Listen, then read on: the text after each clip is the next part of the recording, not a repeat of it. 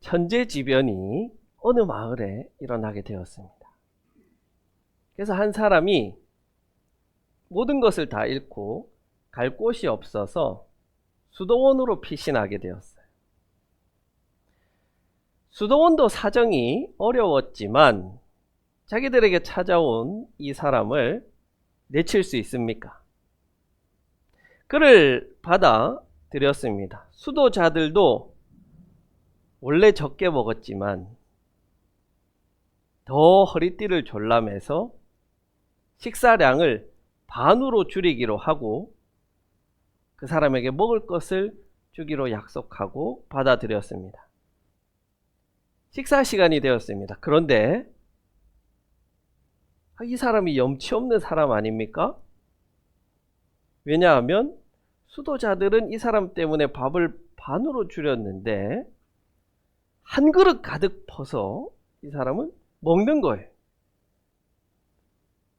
그 사람 때문에 배고파야 하는, 밥을 줄여야 하는 이 수도자들이 그러면 안 되지만 약이 오르고 화가 났습니다. 당연히 사람인데 그렇지 않겠어요? 정말 염치 없는 사람 아닙니까? 그래도 수도자들은 화낼 수 없어요. 얄밉지만 꾹 참고 이 사람과 같이 했습니다. 그러나 그 마음에는 저렇게 도움을 받아놓고는 자기 밖에 모르는 욕심 많은 사람은 아마 천국에 못 갈 거야. 그런 안타까운 생각, 측은한 마음이 들기도 했습니다. 오랜 시간이 지나서 이 사람들이 모두 죽어서 수도자들도 천국에 갔더니 거기에 그 밥 한 그릇을 먹던 그 사람이 와 있는 거예요. 수도자들이 천사에게 따져 물었습니다. 이건 너 잘못된 것 같습니다. 저렇게 이기적인 사람이, 도움을 받았는데도 그 도움의 고마움도 모르는 사람이 어떻게 천국에 올 수 있습니까? 그러자 천사가 대답했습니다. 저 사람은 원래 밥을 2그릇 먹던 사람인데 수도원에서 한 그릇 먹느라고 말 그대로 죽을 만큼 고생했습니다.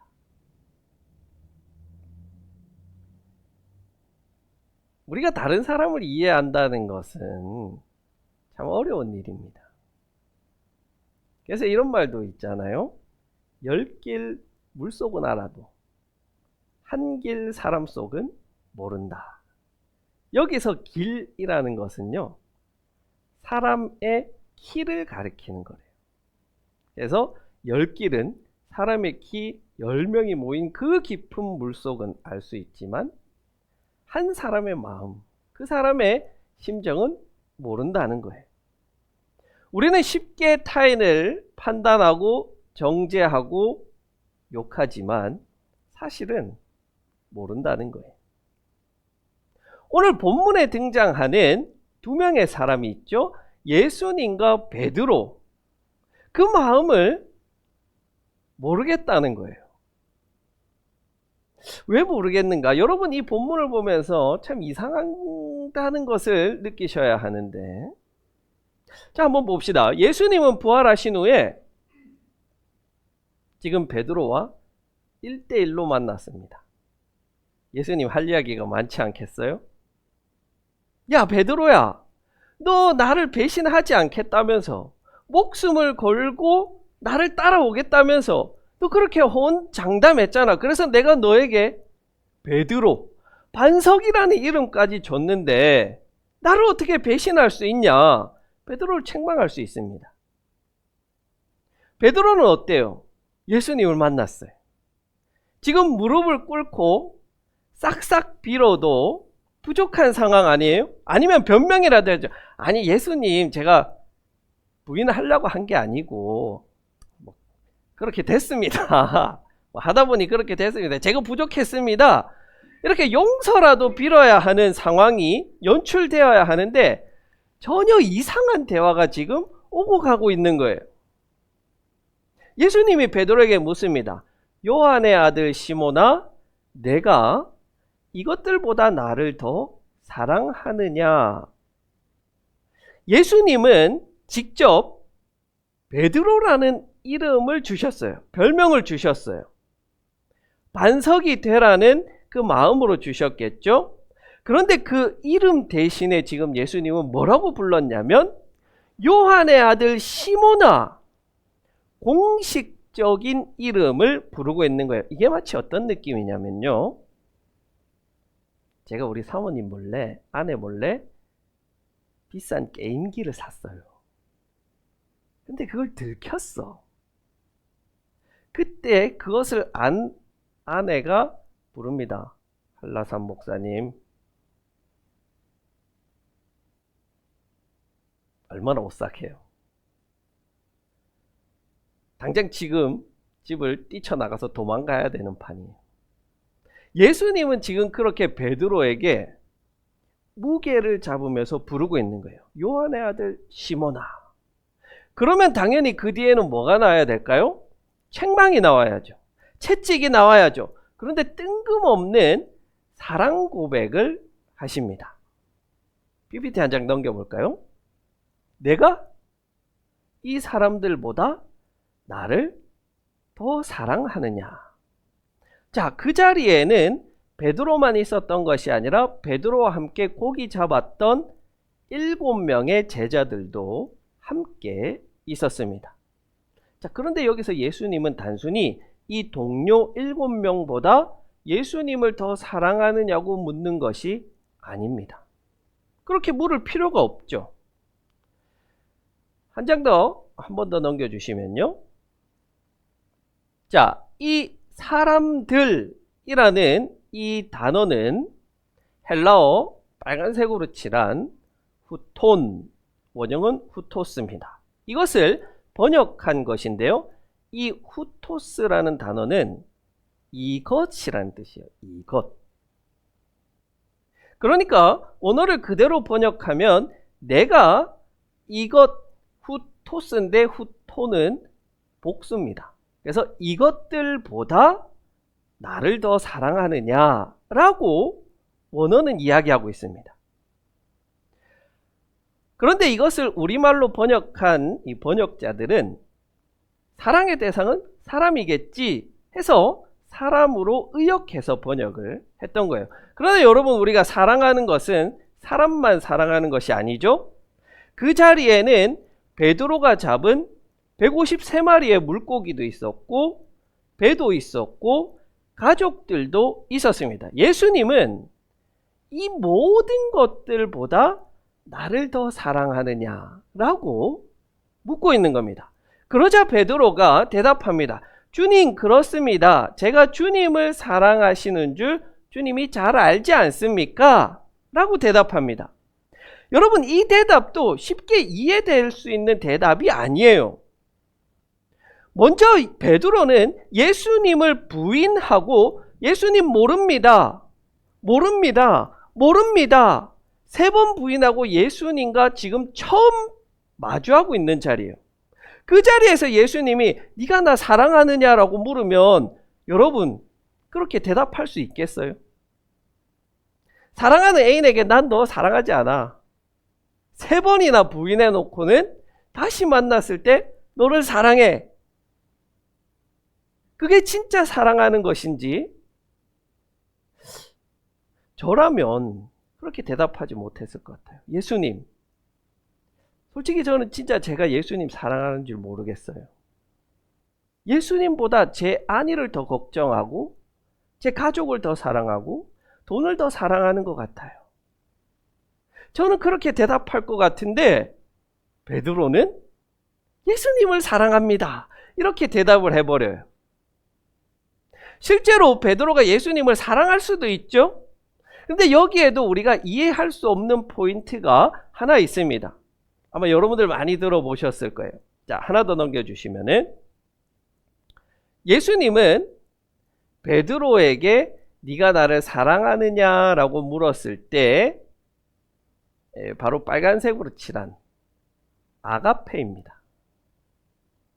네가 나를 사랑하느냐라고 할 때 이 사랑을 아가페를 써서 물었습니다. 흔히 우리가 많이 들어왔죠. 아가페는 어떤 사랑이라 그래요?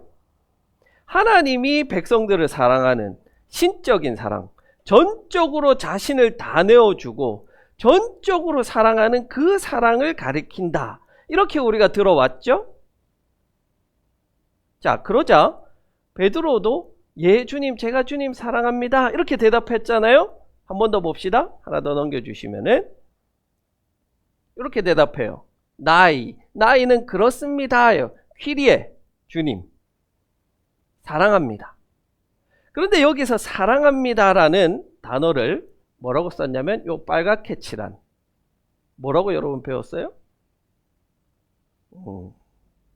네? 모르겠어요. 필레오 들어보셨잖아요. 그렇죠? 필레오라고 대답합니다. 제가 주님 사랑합니다. 그런데 그 사랑을 필레오라고 대답하고 있는 거예요. 필레오는 흔히 어떤 사랑이라고 들으셨어요? 친구 간의 우정, 인간들 간의 조건적인 사랑, 그것으로 대답했다. 예수님께서는 베드로에게 네가 나를 아가페 하느냐 라고 물었는데, 그럼 베드로는 어떻게 대답해야 돼요? 네, 제가 아가페 합니다. 이렇게 대답해야 되는데, 네, 저는 필레오 합니다. 이렇게 대답한 거예요. 그래서 마지막으로 그 마음속을 모르겠다는 사람이 누구냐면 바로 이것을 기록하고 있는 요한복음의 저자 요한입니다. 요한의 마음을 모르겠다는 거예요. 자, 왜냐하면 당시 예수님과 베드로는 어떤 말로 대화를 주고받았을까요? 어떤 언어를 썼을까요? 아람어입니다. 당시에 백성들이 통용적으로 쓰던 언어는 아람어예요. 아람어로 대화를 했던 거예요. 여러분들 아는 아람어 있잖아요. 엘리 엘리 라마 사박다니, 하나님 하나님 어찌하여 나를 버리셨나이까. 예수님이 실제로 하신 말씀이에요. 그것을 그런데 왜 엘리 엘리 라마 사박다니, 나의 하나님 어찌하여 나를 버리셨나이까 라고 적지 않고 글자 그대로 적은 이유가 뭘까요?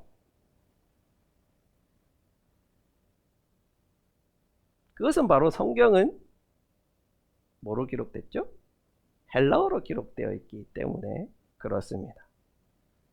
우리가 영어에서 나는 너를 사랑해 그러면은 뭐예요? I love you. 그러면 성경의 기록자는 어떻게 썼느냐? I love you 이렇게 썼다는 거예요. 그래서 우리가 지금 아람어는 잘 몰라요. 지금 아람어는 남아있지가 않아서 우리가 잘 몰라요. 그런데 아람어로 예수님과 베드로가 대화하면서 네가 나 사랑하니? 제가 예수님 사랑합니다.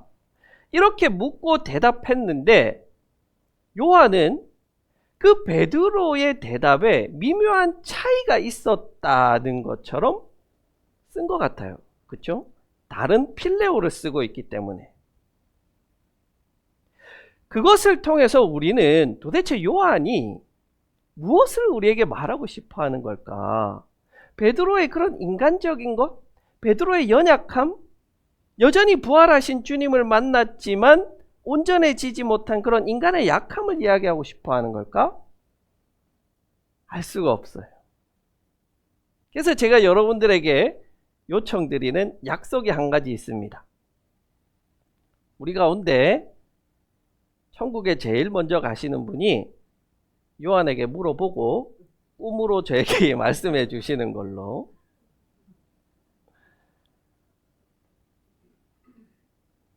이어지는 예수님의 대답입니다. 내 어린 양떼를 먹여라. 내 양떼를 쳐라. 그리고 세 번째, 내 양떼를 먹여라. 이렇게 반복하고 있어요. 이것도 이상하잖아요. 먹이라고만 하시든지 먹이라, 치라, 입혀라 하시든지, 더군다나 이것을 똑같이 3번 반복하니까 베드로가 어떤 감정을 느꼈냐면요, 리페오라는 단어를 썼어요. 리페오. 고통을 느낀 거예요. 슬픈 감정을 느낀 거예요. 마치 우리가 지금 느끼고 있는 감정과 같아요. 이게 도대체 무슨 말이지? 혼란스럽고 고통스러운 것 같아요. 도대체 예수님은 무슨 말씀을 하고 있고 베드로는 지금 뭐를 대답하고 있는 거지? 우리는 이 말씀을 묵상하면 할수록 혼란과 고통과 슬픈 감정을 느끼게 되는 거예요. 그게 베드로가 느낀 감정이라고. 예수님은 베드로에게 3번 네가 나를 사랑하느냐 묻는데 처음 2번은 아가페로 묻습니다. 마지막 3번째는 필레오로 물어요. 네가 나를 사랑하느냐? 필레오로 물어요. 그러자 베드로가 네, 제가 필레오합니다. 이렇게 대답해요.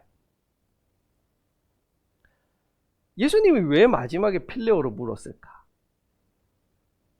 열길 예수님 마음속을 모르겠다는 거예요. 많은 설교가들이 사람이 어떻게 하나님을 아가페할 수 있냐, 그렇죠? 필레오로 사랑해라, 그 정도라도 해라 라고 예수님께서 양보하신 것이다 라고 해석하지만 완전히 틀린 해석이에요. 하나님은 언제나 우리에게 최고의 사랑, 전적인 사랑과 헌신을 요구하세요. 적당히 사랑하는 것을 요구하지 않는다는 말이에요. 자, 그렇다면 이것은 도대체 뭐냐? 요한복음에서는요, 사랑이라는 것을 표현할 때 아가페와 필레오가 구분 없이 사용되었어요. 용도와 그 의미의 차이가 없이 사용되었다고요. 이 말은 차이가 없으므로 의미의 차이를 두는 해석은 빼버리고 이 질문과 대답 그 자체에 우리가 집중해 볼 필요가 있다는 거예요. 그럼 왜 3번 물었을까? 왜 3번이나 물었어요? 베드로를 고통스럽게 하려고? 깨달으라고? 왜입니까? 3번 부인했기 때문에 그렇죠. 베드로는 예수님을 모른다고 3번 부인했습니다. 내가 모릅니다. 3번이나 부인한 베드로를 향해서 사랑하느냐? 이것은 마치 책망하고 있는 것처럼 보여요.